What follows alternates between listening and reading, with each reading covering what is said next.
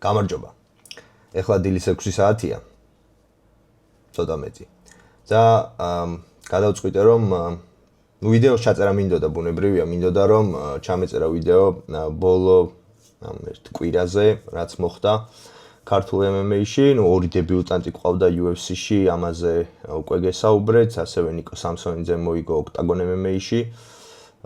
ზოგადად ამ სამი ბრძოლის შესახებ მინდოდა ლაპარაკი, მაგრამ იმდენად არ ცხრება ფაქტია, რომ ილია თოფურიას ეს თემა კვლავ ძალიან აქტუალურია და ისევ ძალიან ბევრი კომენტარი მხდება, პირადადაც წერენ, ჩემი მისამართითაც ძალიან ბევრი ნეგატიური კომენტარი შემხვდა, რაღაცეები პოზიტიური კომენტარები შემხვდა და ჩემს ცხოვრებაში ძალიან მნიშვნელოვანი თვე იყო ეს ზოგადად. ძალიან მნიშვნელოვანი ცვლილებების თვე იყო და გულწრფელად გეუბნებით, რომ მინდოდა რომ ყველაფერი რაღაცა მშვიდად ჩავლილიყო და ხვდები რომ ასე არ არის, ასე ვერ იქნება.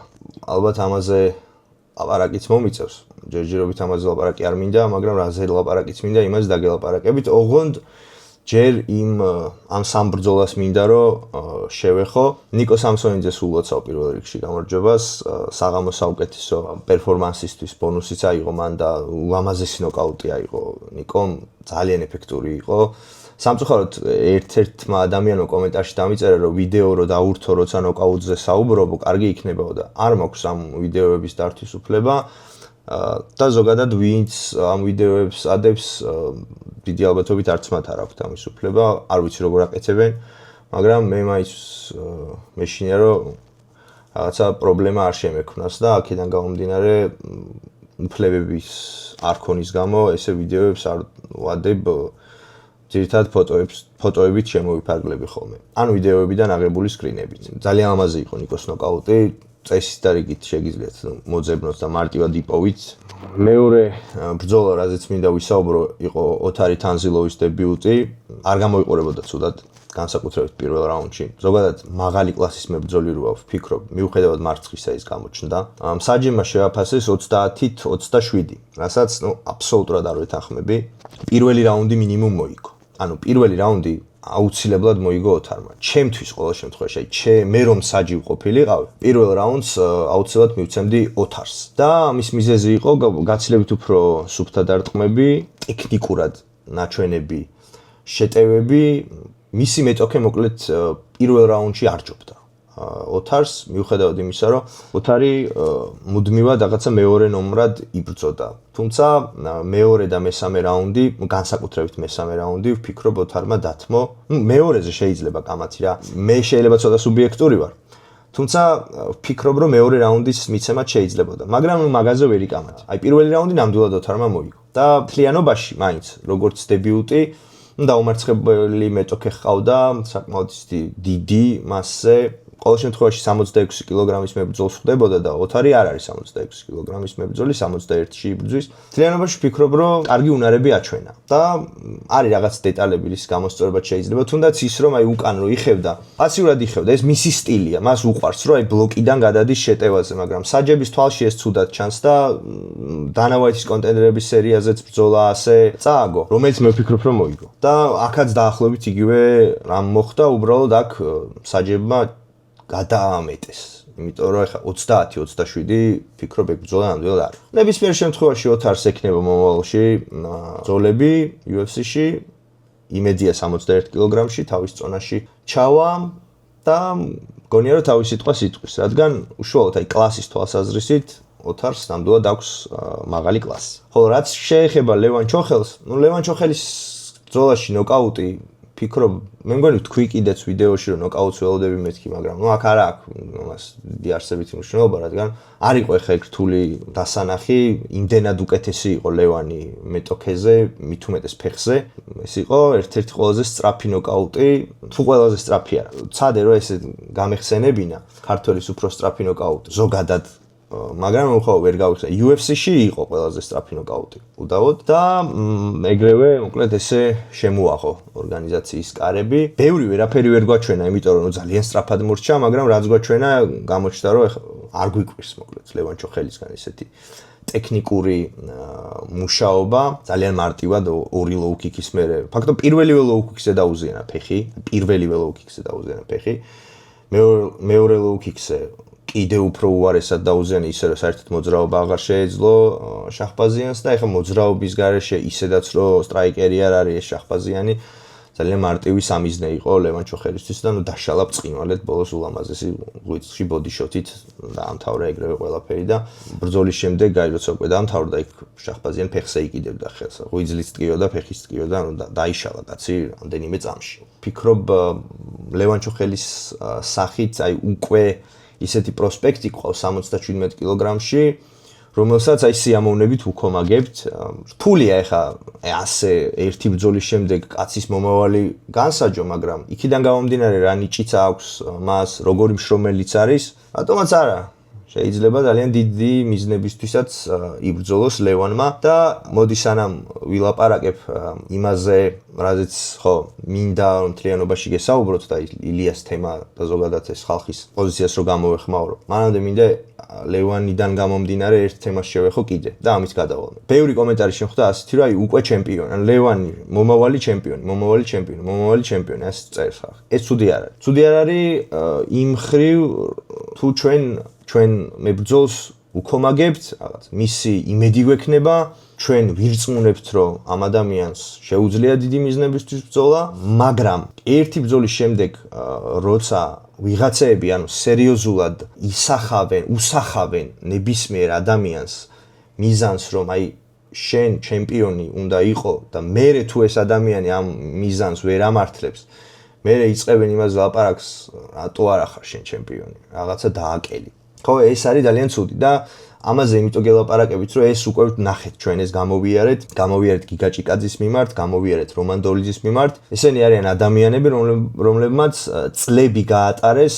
UFC-ს ტოპ 10-ში ან წლები იყვნენ UFC-ს ტოპ 10-ში ცოტა დრო კი არა აი მაგალითად გიგა სადღაც 2 წელი უეჭველი იყო რაც მახსოვს შეიძლება მეტიც და რომანი ზუსტად მახსოვს იქიდან გამომდინარე რომ როდის შევიდა ეგ თვე მახსოვს და ზუსტად 3 წელი იყო საშუალო წონის ტოპ 10-ში და სადღაც შუაში იყო პერიოდი როცა იყო ქვემძიმე წონის ტოპ 15-შიც პარალელურად ოღონდ ტოპ 15-ში იყოს რომ ვამბობ ტოპ 10-ს მოუგო რეალურად მე-10 ნომერს ქვემძიმეში უბრალოდ მე-10-ზე არ დააყენე და დააყენეს მე-15-ზე მაგრამ იყო და აი ასეთ ადამიანებს ძალიან ბევრი მერე უწერს კომენტარებს რომ თქვენ რაღაცა ვერ გააკეთეთ ისე როგორც უნდა გიქნათ რა UFC-ს ტოპ 10-ში წლები ყოფნა არის ძალიან დიდი მიღწევა პრესტიჟულია ეს არის დასაფასებელი ანუ პატივსაცემი არის განა ანუ ამის გამო კი არ უნდა გავაკრიტიკოთ უნდა დაუფასოთ მიღწეული ყველას უნდა ჩემპიონობა იქნებ ეს ადამიანები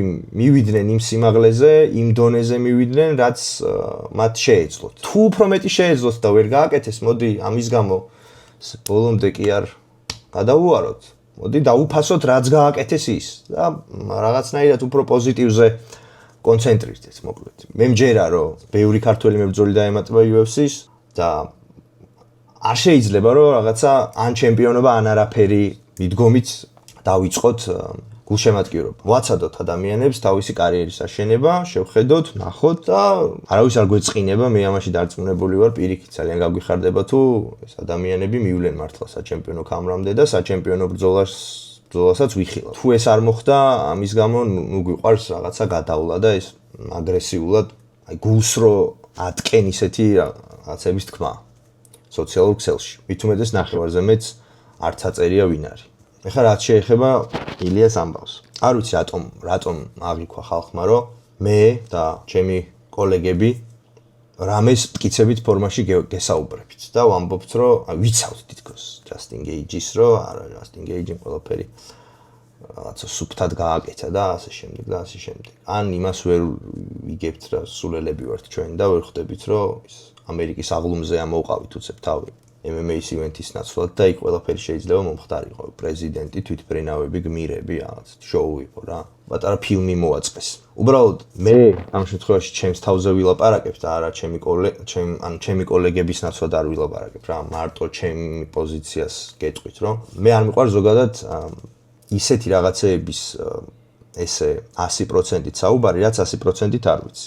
ვარაუდი მეც ბევრი მაქვს, თქვენც ბევრი გაქვთ და ვარაუდის უფლება ყველას გვაქვს. მით უმეტეს რომ ამ ივენტზე ძალიან ბევრი რაღაცა იყო არასტანდარტული, უჩვეულო, აქამდე რო არ ყოფილა. შესაბამისად, ეს ვარაუდები უფრო და უფრო მეტ ადამიანს გაგიჩნდათ. პლუს ამას, მე რა თქმა უნდა ვიცი რომ როგორც არ უნდა ამტკიცოთ თქვენ რომ ეს ასე არ არის, ასეა. მე მაქვს ჩემი თვალით ეს სტატისტიკა ნანახი. რომ პირობითად MMA-ის ერთ ჩვეულებრივ ივენტს თუ საქართველოში უყურებს პირობითად ვამბობ, ბავშვად 100 ადამიანი 100,000 უყურებს, როცა ქართველი იბრძვის. შესაბამისად, იმ გულშემატკივრების ძალიან დიდი უმრავლესობა, რომელიც აქტიურობს სოციალურ ქსელში, არ არის ამ სპორტის მუდმივი მაყურებელი. ეს ადამიანები არიან ქართველების გულშემატკივრები, მათ დაინახეს, რომ ძალიან დიდი ფავორიტმა ქართველმა, რომელიც უნაკლო მებრძოლი იყო აქამდე ყველას თვალში და ამის საბაბი პირველ რიგში თვითონ მისცა ილიამ, რა თქმა უნდა, ხალხს და ეს ასეა,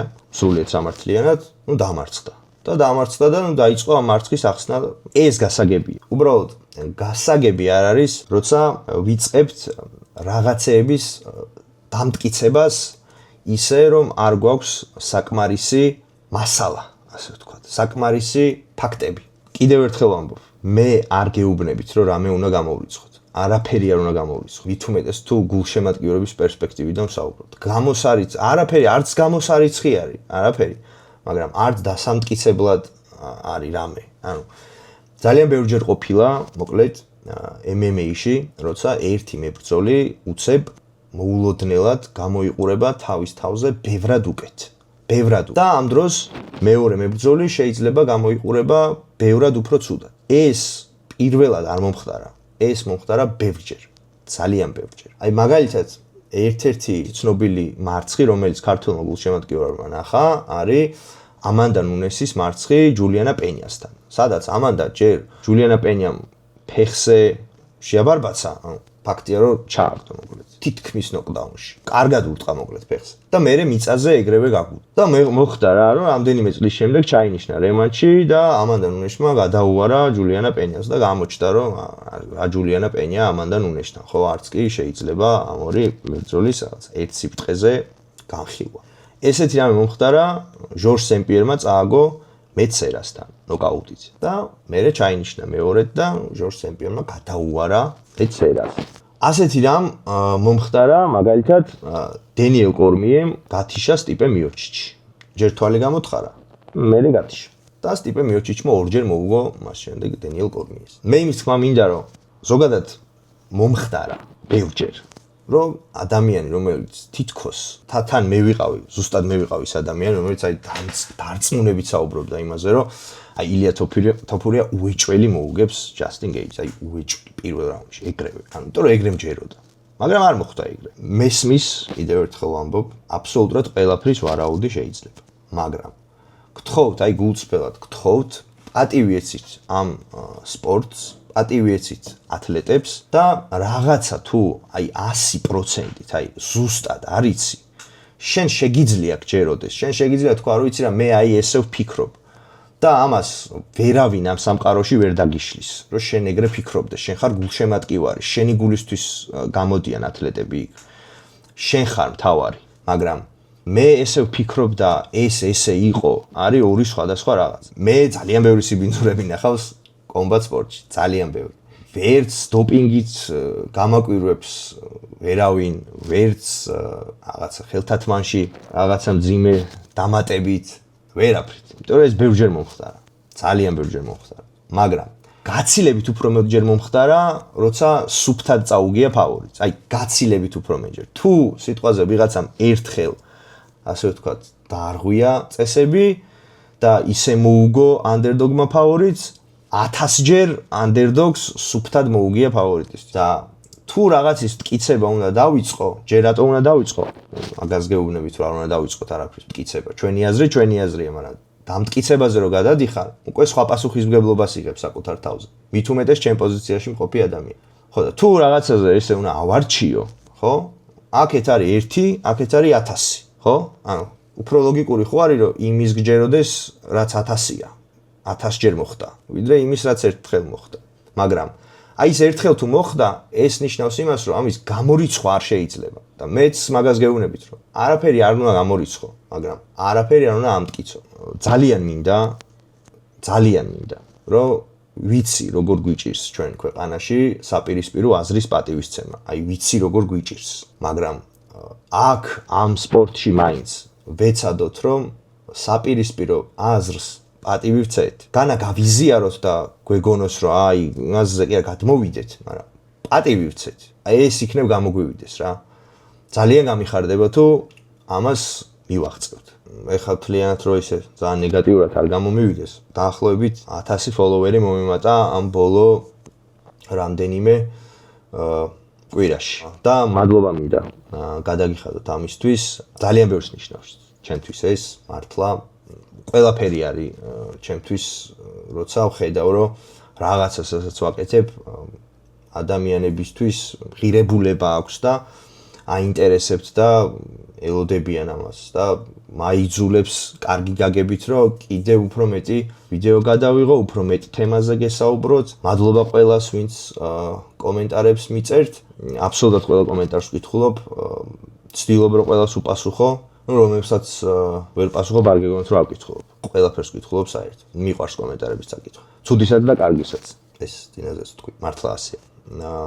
ქართული MMA აგრძელებს წინსვლას ნებისმიერ შემთხვევაში. ორივე ჩვენს მებრძოლს, ორივე ყოფილ ჩემპიონს, მერაბ დვალიშვილსაც და ილია თოფურიასაც აუცილებლად მიეცემათ ქამრის დაბრუნების შანსი. ამაში 100%-ით ვარ დარწმუნებული.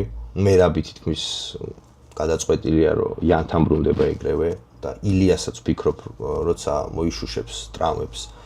არ ვიცი ხა რამდენად გეიჯი დახვდება ქამრით, მაგრამ გონია რომ რაღაცნაირად ესე მჯერა რომ ქამრისთვის ბრძოლაში დააბრუნებენ და ვისაც ექნება ის ქამარი იმასთან დაბრუნდება. მე ასე მგონია. ყოველ შემთხვევაში თუ ასე არ იქნება, ერთს მოიგებს და მერე მისცემენ ქამარზე ბრძოლას. ფაქტი ის არის, რომ UFC-ში მატება გვაქვს, კიდევ უფრო მეტი დაგვემატება მებრძოლი. თლიანობაში ყველაფერი არც ისე ცუდად არის. ამ მარცხებთან მერაბის მარცხი მე არ ვიცი თქვენ დაგავიწყდა თუ არა, მაგრამ მე ისევ მაწუხებს და ილიას მარცხი საერთოდ, იმიტომ რომ ახალია. ამ მარცხებთან შეგუება მეც მიჭირს, თქვენს გიჭირთ. კიდევ ერთხელ ამბობ, ჩვენი აზრების გაზიარება შეიძლება, არ ტეხავს, მსჯელობა შეიძლება, გარკვეულწილად კამათიც, მაგრამ ეს არ უნდა გადაგვივიდეს სიგიჟეში. არ უნდა ვეჩხუბოთ ერთმანეთს იმის გამო, რაც არ მტკიცდება. ვისაც მოგწონთ ზოგადად ჩემი ვიდეოები, გამოიწერეთ ჩემი არხი, გააქტიურეთ ზარისხი ლайკი და ლაიქეთ ეს ვიდეოც. ძალიან აქტიური ივლისი გვექნება უშუალოდ ჩემ არხზე YouTube-ზე და ბევრი კარგი რამ გელოდებათ წინ. ინტერვიუები გელოდებათ, ერთი რაც უკვე ვიცი და რამდენიმე საინტერესო ვიდეო და ალბათ ერთი რაღაცა ვლოგიც იქნება.